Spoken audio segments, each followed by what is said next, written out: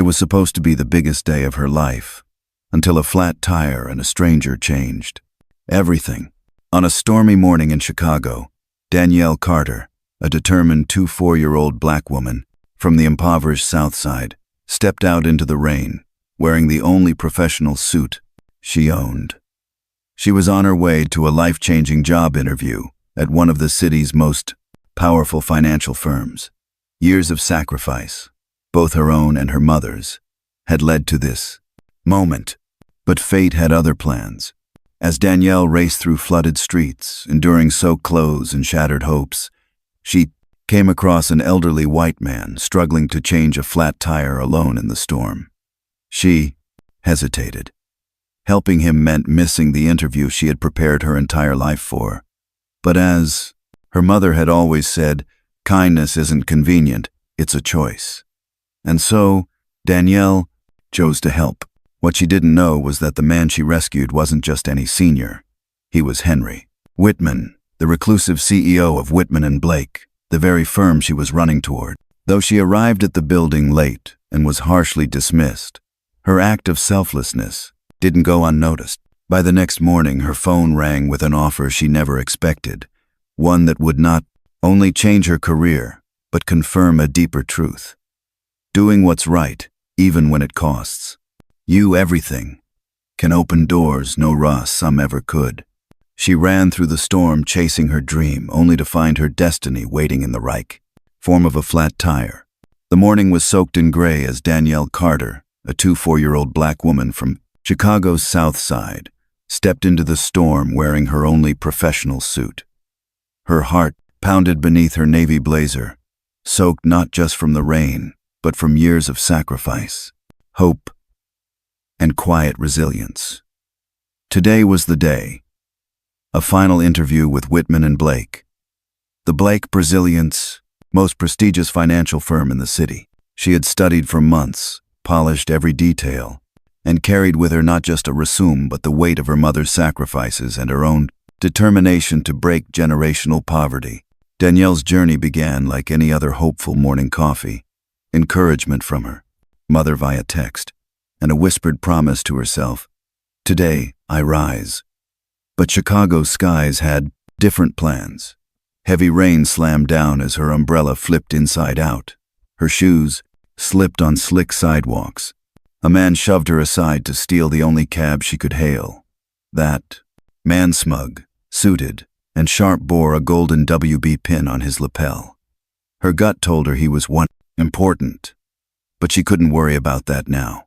Running down the streets, dodging puddles and honking cars, Danielle's foot caught in a pothole.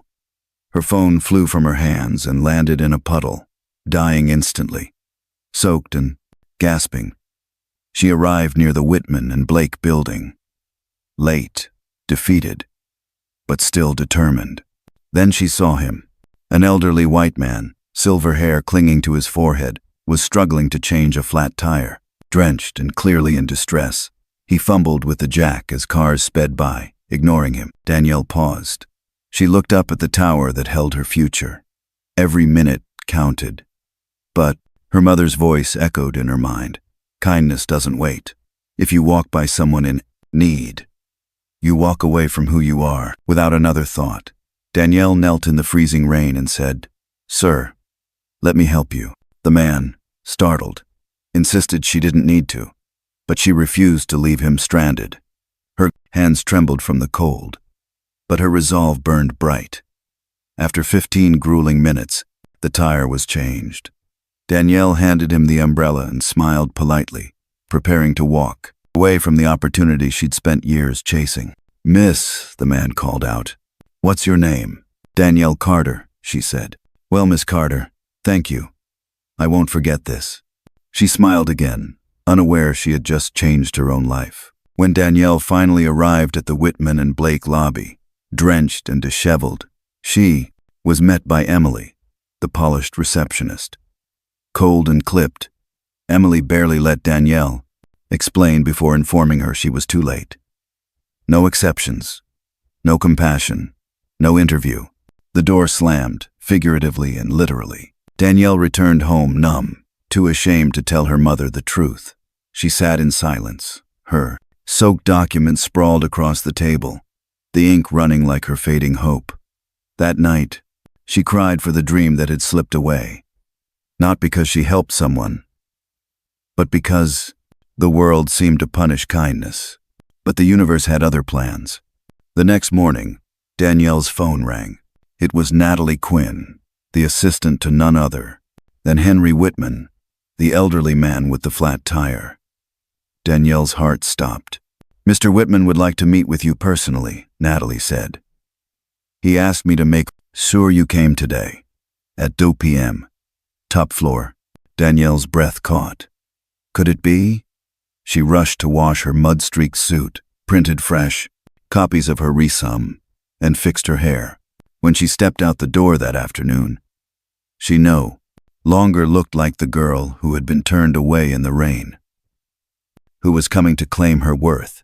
This time, Emily greeted her with a warm smile and an access card.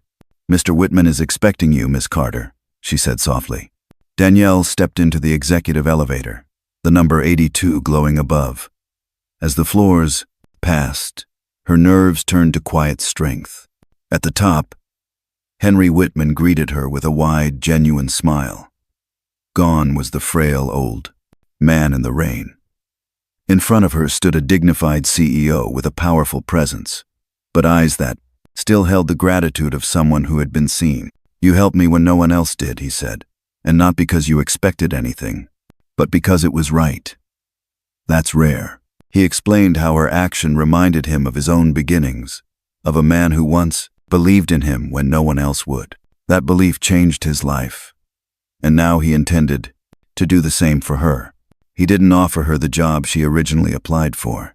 He offered her more. "Danielle," he said, "I'd like you to be my personal assistant, working directly under me.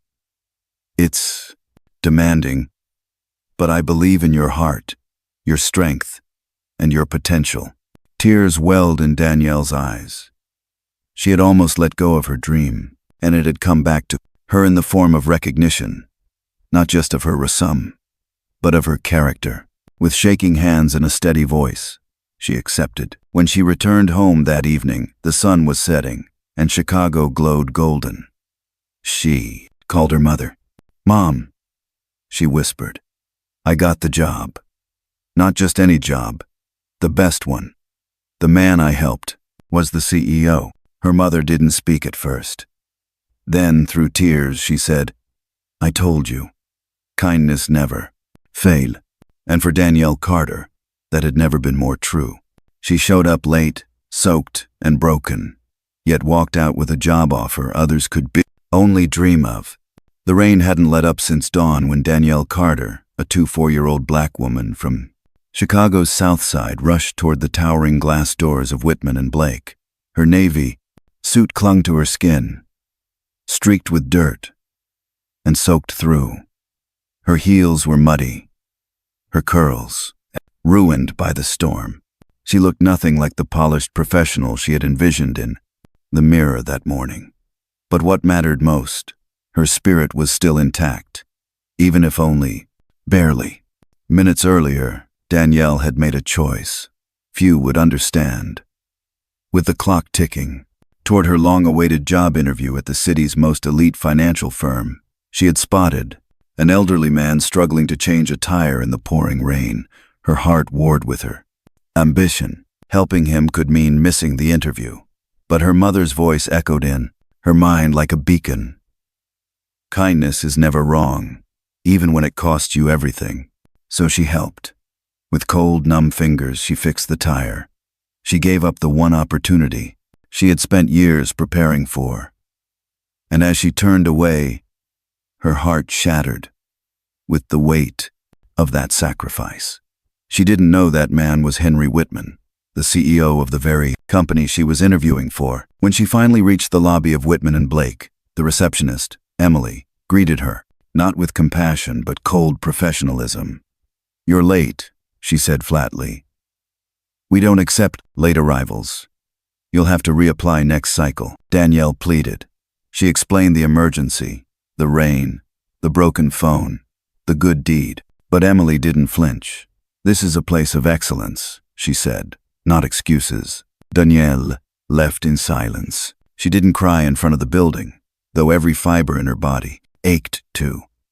Instead, she walked home slowly in the rain, defeated and drenched, her dreams trailing behind her like the torn hem of her skirt.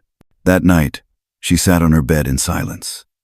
Her resume, once crisp and neat, now lay limp on the table, its ink blurred like the hope she had once written between the lines.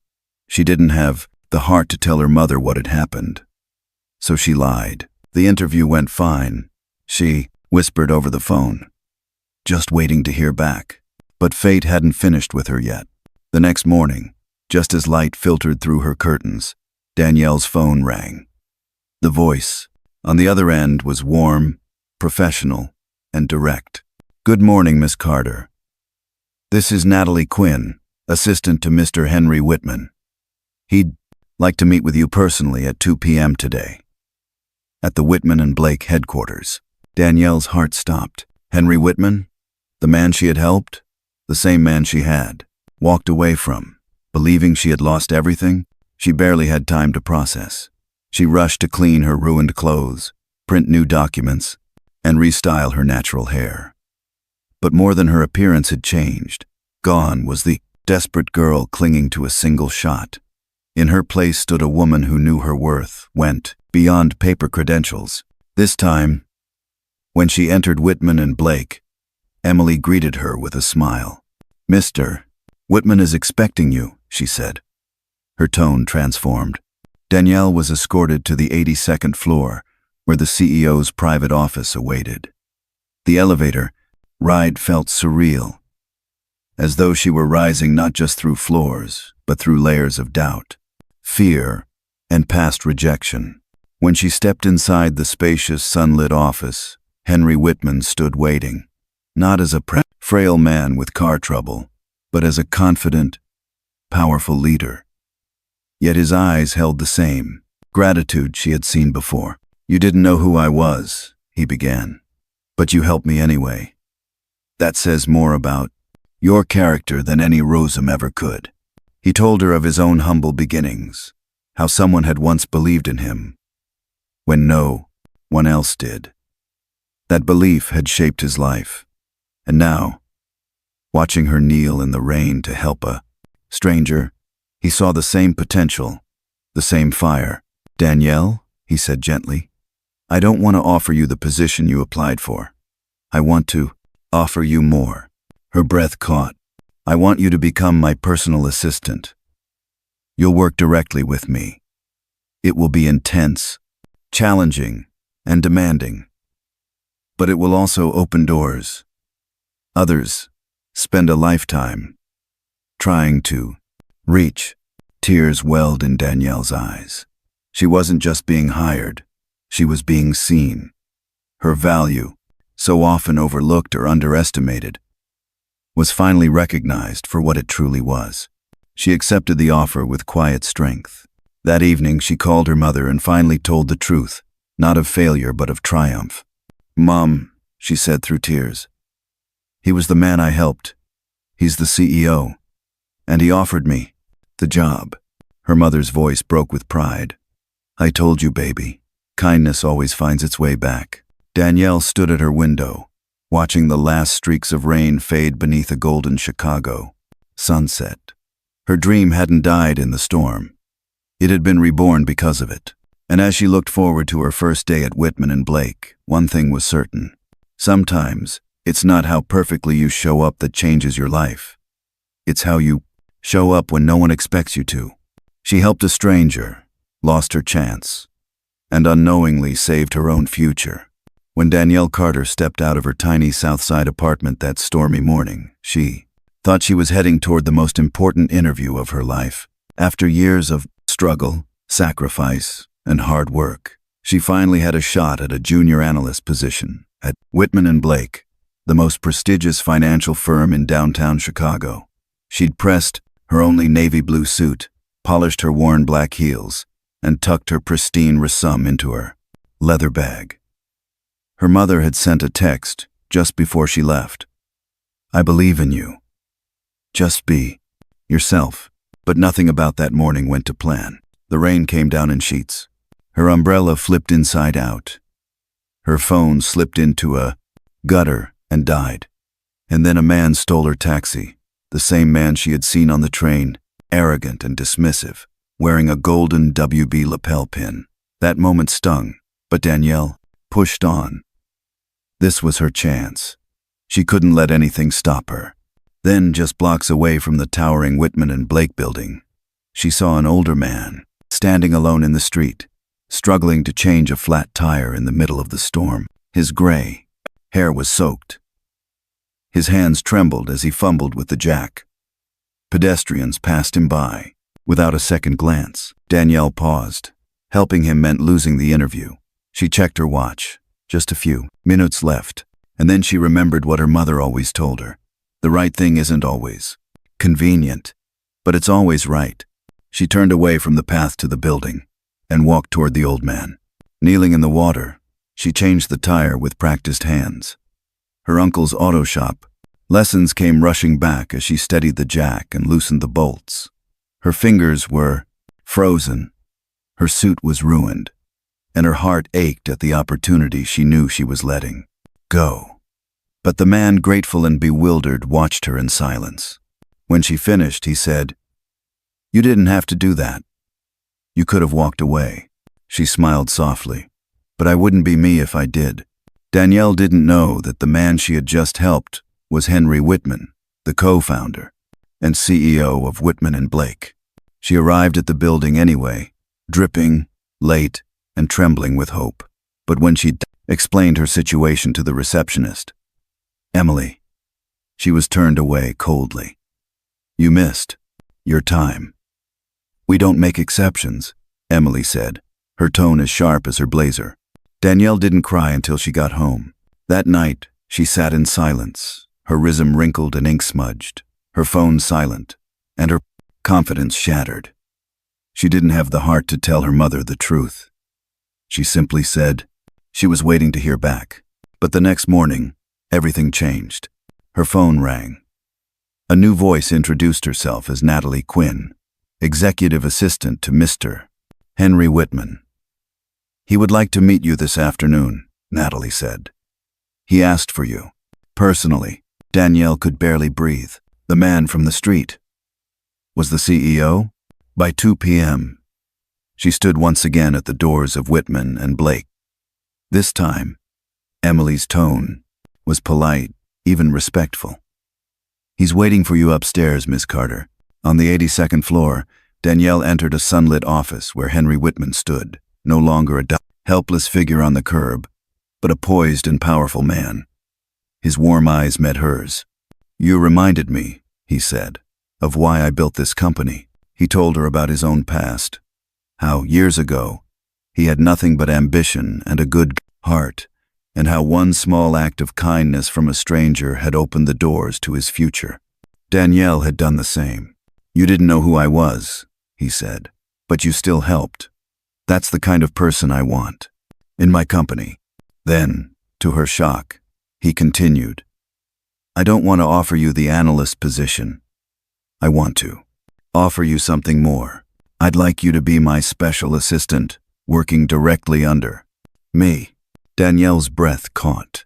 She had come seeking one job and found something far greater. Fighting back tears, she said, "I don't know if I'm ready, but I promise I'll give it everything." "I have." Henry smiled. "That's all I need to hear." That night, Danielle called her mother. Her voice shook with joy. "Mom, he was the man I helped. The CEO. He offered me the job. The real job." And on the other end of the line, her mother wept. Not just for the opportunity, but because her daughter had stayed true to who she was, even when the world tried to push her down. In the end, it wasn't the perfect interview or the flawless resume that changed Danielle's life. It was compassion. It was courage. And it was the belief that doing what's right, even when no one's watching, always matters. They closed the door on her. But fate had other plans. On the rain-soaked streets of Chicago, Danielle Carter was chasing a dream that had taken her years to reach. At 24, she had grown up in the shadow of struggle, raised by her single mother in a tiny South Side apartment, surrounded by cracked pavement and quiet strength. She had studied hard, worked long shifts while in school, and poured everything she had into one shot, a final round interview at Whitman and Blake, the most powerful financial firm in the city. She woke early that morning, full of hope, dressed in her best navy suit. Her mother texted her before she left, "Do your best, baby. You've already made me proud." But what began as a promising morning quickly unraveled. Her umbrella flipped in the wind, her phone slipped into a puddle and died. And when she finally hailed a cab, a suited man shoved her aside and took it. She recognized him from the train's stern, arrogant, wearing a golden Vebe lapel pin. By the time Danielle arrived near the Whitman and Blake building, soaked and breathless, she saw something that stopped her in her tracks. An elderly man trying to change a flat tire in the pouring rain. People passed him by, pretending not to see. Danielle hesitated. She looked at the building, her future, just steps away, and then back at the man. Her mother's words echoed in her heart. Character is what you show when no one's watching. So she walked toward the old man and said, "Let me help you." Kneeling in her wet suit, she steadied the jack and changed the tire with trembling fingers. When she finished, the man thanked her repeatedly, astonished by her kindness. "I'm Danielle," she smiled. "I'm Henry," he replied, offering her his hand. "Henry Whitman." She froze. She didn't let it show. She simply nodded, wished him well, and ran toward the building. But she was too late. At the front desk, Emily, the receptionist, barely looked up before delivering the verdict. "You've missed your time. There are no exceptions." Danielle explained everything. How she helped someone in need. How her phone had broken. How hard she had worked for this opportunity. But Emily's face remained still and cold. "This is Whitman and Blake," she said. "We value punctuality." Danielle walked out slowly. Her clothes were soaked, her rusum ruined, her heart shattered. She didn't cry until she got home. She didn't tell her mother the truth, just said she was waiting to hear back. That night, she sat silently at the edge of her bed, wondering if doing the right thing had cost her everything. The next morning, a phone call shattered the silence. "Good morning," said a warm voice. "This is Natalie Quinn, assistant to Mr. Henry Whitman. He'd like to meet with you personally today. At 2 p.m., his office, 82nd floor. Daniela blinked in disbelief. He was the CEO? She rushed to clean her suit, print a new resume, and redo her curls. But more than her appearance had changed, so had her spirit. She was no longer just chasing approval. She was walking in with her dignity. When she stepped into the building that afternoon, Emily looked up and for the first time, smiled. "He's expecting you," she said gently. Danielle was led to the executive elevator. Floor after floor passed as her nerves gave way to a steady resolve. When she entered Henry Whitman's office, he stood by the window, backlit by sunlight. He turned and smiled warmly. "Danielle," he said, "you didn't just fix my car yesterday. You reminded me of who I used to be and why I started this company." He told her about his own humble beginnings and how he had once been given a chance by someone who saw potential where no one else did. Her act of kindness had brought that memory rushing back. "I won't offer you the analyst job you applied for," he said. Danielle's heart sank until he added, "Because I believe you're meant for something more."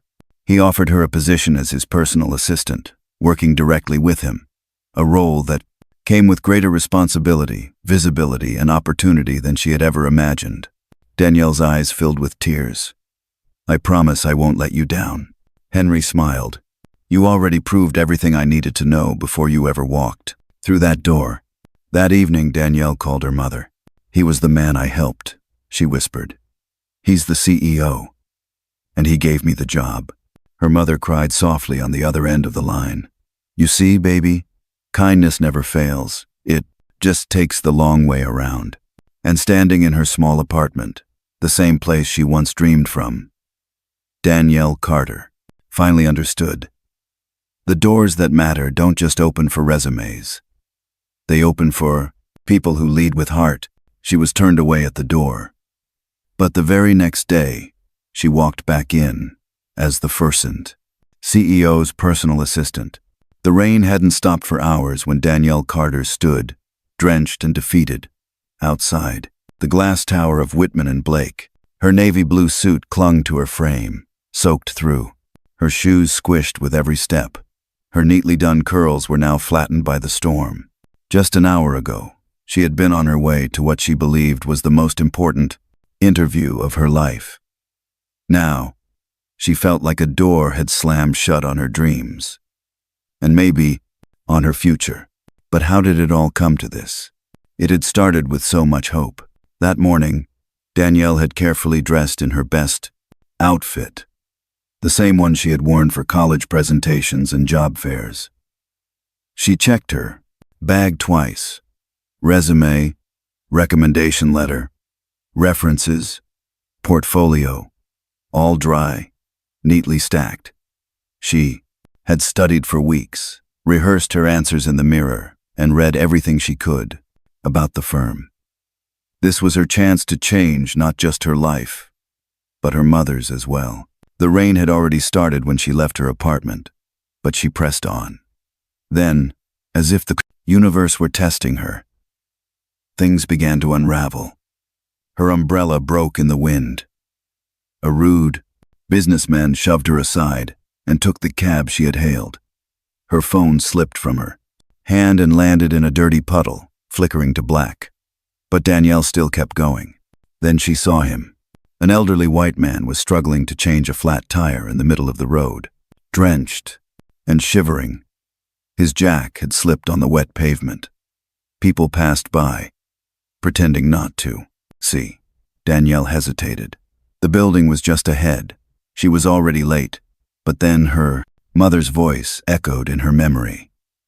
The right thing never waits for the perfect moment. It's right because it costs you something. Danielle stepped off the sidewalk. She introduced herself, helped steady the jack, and changed the tire with hands already frozen. From the rain, the man watched her in disbelief. "Most people just walk on by," he said. "I couldn't," Danielle replied softly. It didn't feel right. He introduced himself as Henry and thanked her again and again. Danielle nodded, smiled, and ran toward Whitman and Blake. But when she arrived, soaked and breathless, the receptionist Emily barely looked at her. "You're 20 minutes late," Emily said without emotion. "We don't accommodate late arrivals," Danielle pleaded. She explained. She begged, but nothing worked. Emily's final words were like a blade. "If you wanted the job that badly, you should have been on time." Danielle walked out in silence. The rain felt colder now, the city harsher. And, for the first time in a long time, she felt like she had truly failed. That night, she didn't sleep. She didn't tell her mother what happened, only that she was waiting to hear. She lay in bed replaying every moment in her head, wondering if she should have done things differently. But then, the next morning, everything changed. Her phone rang. "Miss Carter," said a warm voice.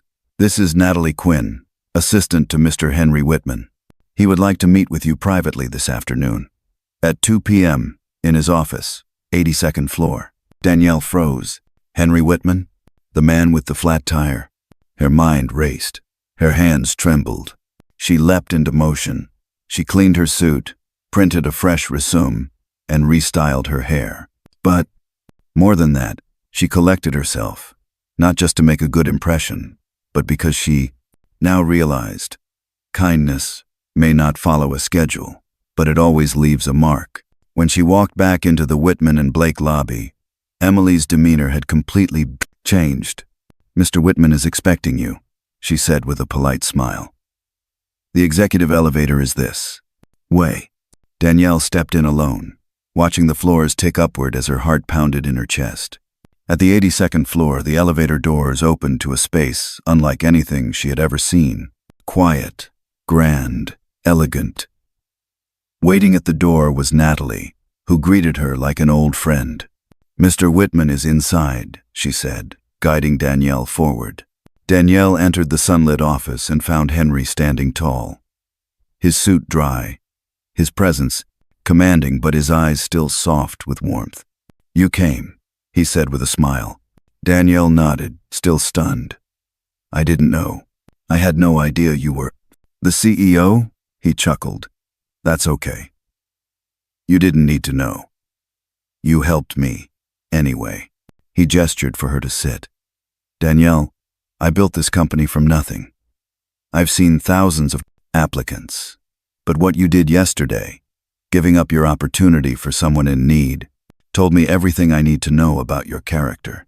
Then he said the words that would change her life forever. "I don't want to offer you the job you applied for. I want to offer you something better. I'd like you to be my personal assistant. You'll work closely with me. It'll be challenging, but it will also open doors that others wait years to find." Danielle sat in stunned silence, her eyes wide. Are you sure?" she whispered. "I'm certain," he said. "You didn't just fix my tire. You reminded me that decency still exists. You showed me who you are when no one was looking." Tears welled in Danielle's eyes. "Thank you," she said, her voice shaking. "I won't let you down." He smiled and reached across the desk. "I know you won't." That evening, Danielle stood on her apartment balcony as the sun dipped over the skyline. The city glowed golden, like a promise fulfilled. She called her mom. "Mom," she whispered through tears. "I didn't get the job I applied for. I got something, even better." And somewhere in her heart, Danielle knew. The interview she missed had never mattered, as much as the choice she made.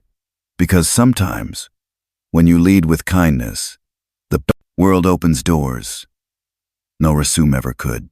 She was drenched, rejected, and heartbroken. But what happened next stunned everyone.